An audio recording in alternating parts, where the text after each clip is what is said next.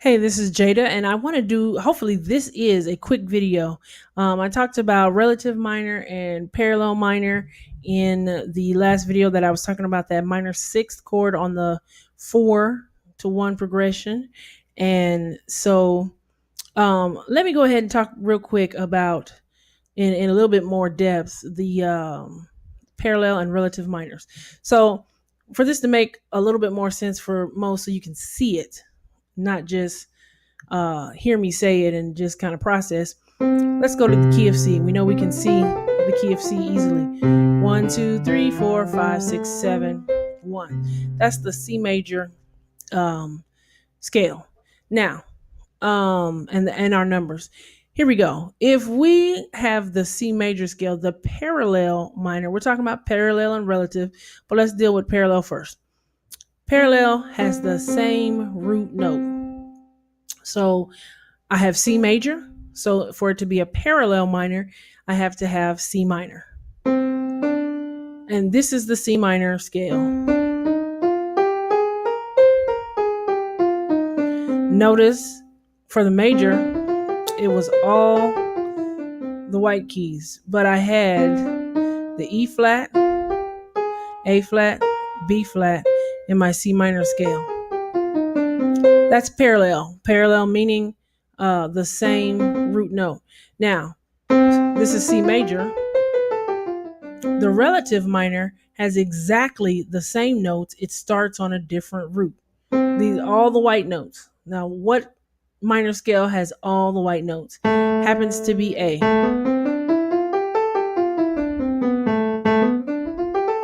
Notice that they sound very similar because they're using, when I say similar, major and minor sound nothing alike. However, they're using all the same pitches. White notes here, white notes here. So those are two different minors. Parallel minor. Sorry, that is not it. That's the parallel minor. This is the relative minor because they're related. They're related because they share all the same pitches. These are parallel because they share the same root. I'm saying it over and over so you can get it stuck. Parallel share the same root. Relative share the same notes or pitches. So I hope that makes sense. Let me jump in a different key. What was I doing?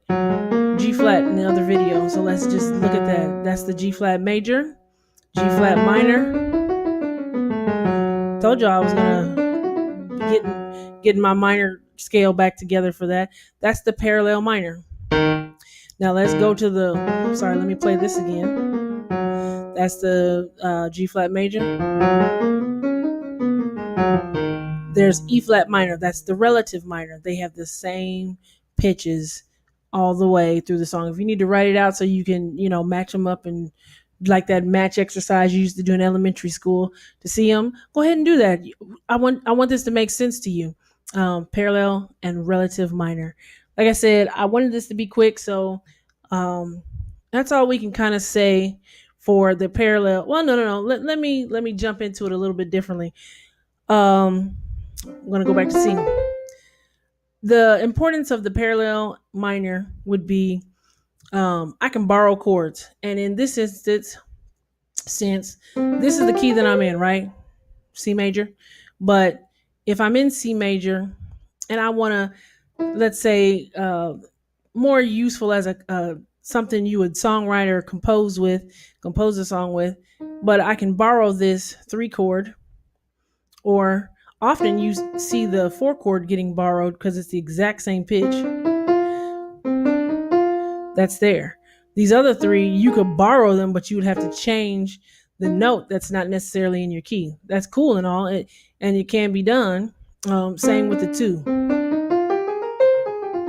We most often see a 4 being borrowed or a 2 being borrowed, but you could borrow any of those notes from the minor key and get a chord off of it. So that would be like what the importance of the minor chord or the minor borrowing from the minor key. Notice that would be the chord for the minor key.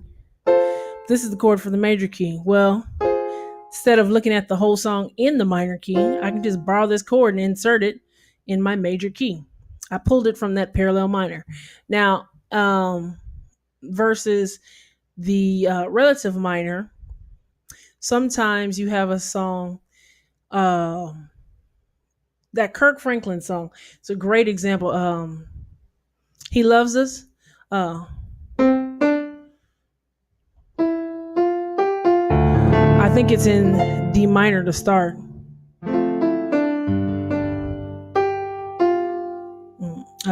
This is me trying to remember it off the top of my head.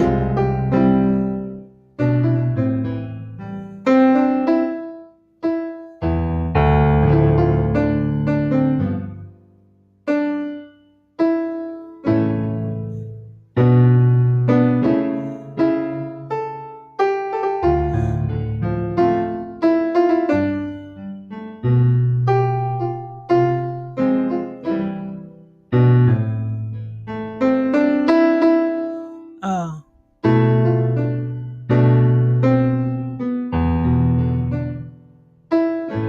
Something like that, and then he goes into it. No, I'm playing. I'm playing Why Do You Cry? Sorry, and I'm playing in the wrong key. That was why that was not making sense. Uh,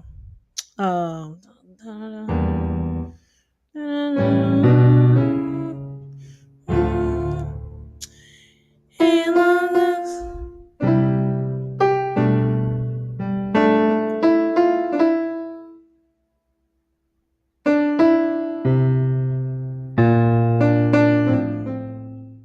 Uh,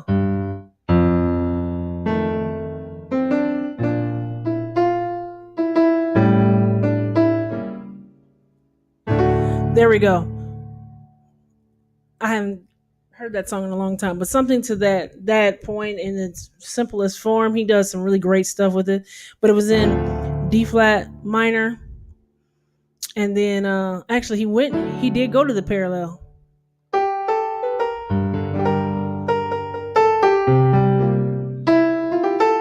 Now, and then he went to the relative. That's where I was trying to get to. And then when he wanted to go back, he went something like that to get back to the minor. But anyway, so he went from the minor, and then he didn't have to do a whole lot because those keys are related, to get to the major. Listen to that song, the Kirk Franklin song. It came out, I think, on the what is that? The Revolution. I believe that was on the Revolution CD. So check that out. That'll give you a idea of going to the relative minor. There's other songs that do that type of thing. While you're at it, check out Why Do We Cry. I don't even know how that pulled my mind in that direction, but that was on the Hosanna album by Kirk Franklin, I think, and it is in, I think it's really in D flat.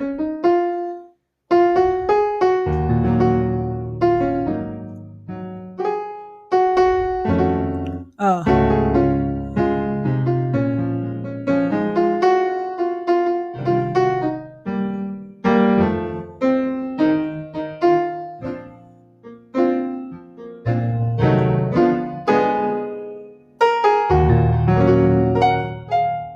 Something like that. Anyway, that's why I'm sitting there trying to remember that song, and it just wasn't coming out right because I was in the wrong key. But as you can see, even though I was in the wrong key, my brain was still somehow pulling it together to play the right. It wasn't as nearly as sharp because I was thinking of a totally different song at the same time. It's crazy. But as always, if you like this content, go ahead and subscribe to the channel, comment, let me know if you understood that concept.